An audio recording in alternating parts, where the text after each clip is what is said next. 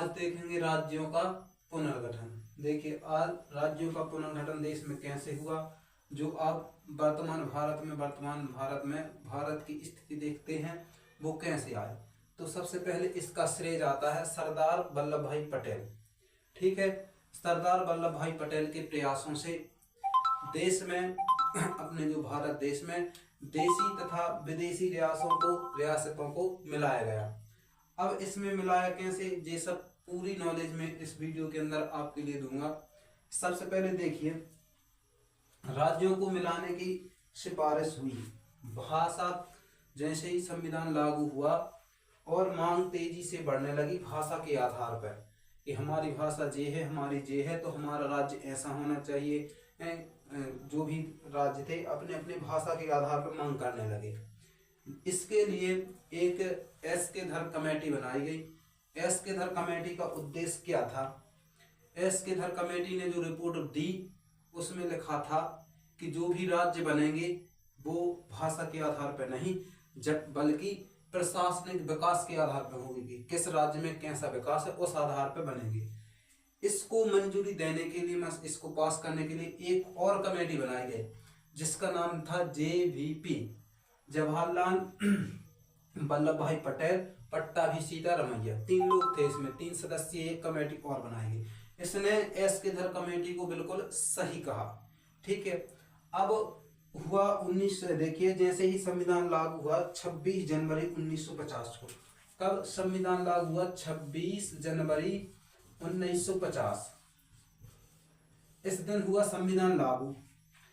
इसी साल इसी वर्ष क्या हुए, जस्ट इसके बाद चुनाव हुए।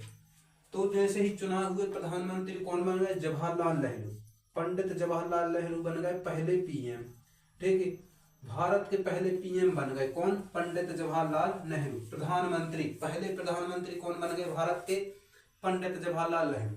जैसे ही ये प्रधानमंत्री बने तो अब देश के विभिन्न जगहों से भाषा आवाज उठने लगी कि हमारा राज्य बनाओ, हमें ये बनाओ। तब की 1950 तक कोई भी देश में राज्य नहीं था। ठीक है, इसके बाद चुनाव हुआ, प्रधानमंत्री कौन बन गए? पंडित जवाहरलाल नेहरू। अब जैसे ही चुनाव हो गया, बन गए प्रधानमंत्री देश के। इसके बाद एक व्यक्ति थे जिसका नाम था पुट्टा सीरुमल्लू। क्या था? पुट्टा सीरुमल्लू जी साहब थे। ये बहुत ही सनकी टाइप का आदमी था। जो इसने सोच लिया वो करवा के मानता था। जी आमरण अनशन पर बैठ गया। आमरण अनशन का मतलब है इसने बोला कि जब तक हमारी बात नहीं मानोगे हम खाना नहीं खाएंगे। ठीक है, तो इन ऐसे करते करते इसकी हो गई मौत। अब इसकी मौत हो गई तो प्रधानमंत्री डायरेक्ट गए इसके पास, अरे भज्जा ये तो इसकी मौत हो गई। तो इसने क्या किया कि 1 अक्टूबर 1953 को आंध्र प्रदेश को पहला भाषा के आधार पर राज्य बना दिया गया। आंध्र प्रदेश को पहला भाषा के आधार पर, किसके आधार पर? पहला भाषा के आधार पर राज्य बना दिया गया।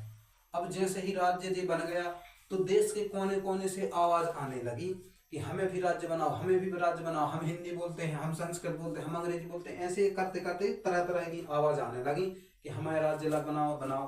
तो इसके लिए एक आयोग बनाया गया। क्या बनाया गया? आयोग। 1953 में राज्य पुनर्गठन आयोग की स्थापना हुई। राज्य पुनर्गठन आयोग, इसमें 3 सदस्य थे। राज्य पुनर्गठन आयोग बनाया गया 1953 में। इसके अध्यक्ष थे फजल अली। इसके अध्यक्ष कौन थे? राज्य पुनर्गठन आयोग के अध्यक्ष थे फजल अली। अध्यक्ष कौन थे इसके? फजल अली। ठीक है, फजल अली साहब इसके अध्यक्ष थे। इसमें 2 और सदस्य थे इनके साथ काम करने के लिए। उसका नाम है हृदयनाथ पुंजरू। क्या नाम है?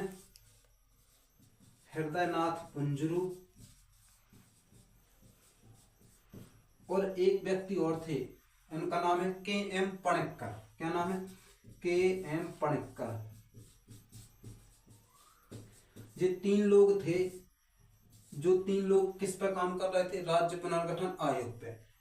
इन्होंने काम किया तो इन्होंने अपनी रिपोर्ट सौंपी, इन्होंने अपनी रिपोर्ट भारत सरकार को सौंपी। इन्होंने बताया कि देश में 14 राज्य होने चाहिए।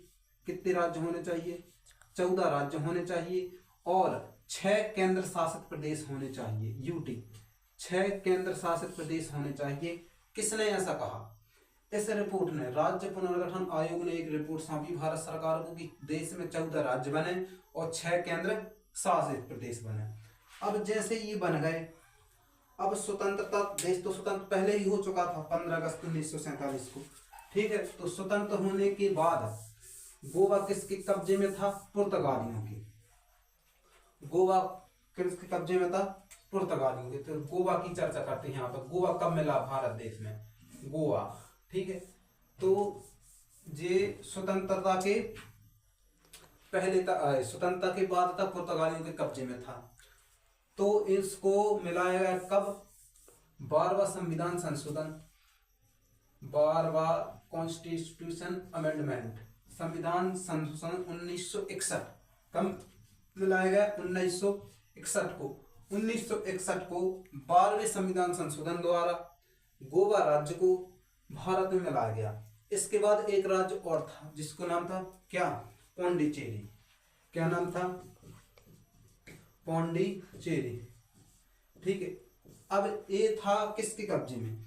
ये था फ्रांसीसियों के कब्जे में। किसके कब्जे में? फ्रांसीसियों के कब्जे में। इसमें यहां पर आपको लिखना है फ्रांसीसियों के कब्जे में। और ये गोवा किसके कब्जे में था? पुर्तगाल। ये आपको याद रखना। गोवा को भारत में कब मिलाया गया? 1961 में।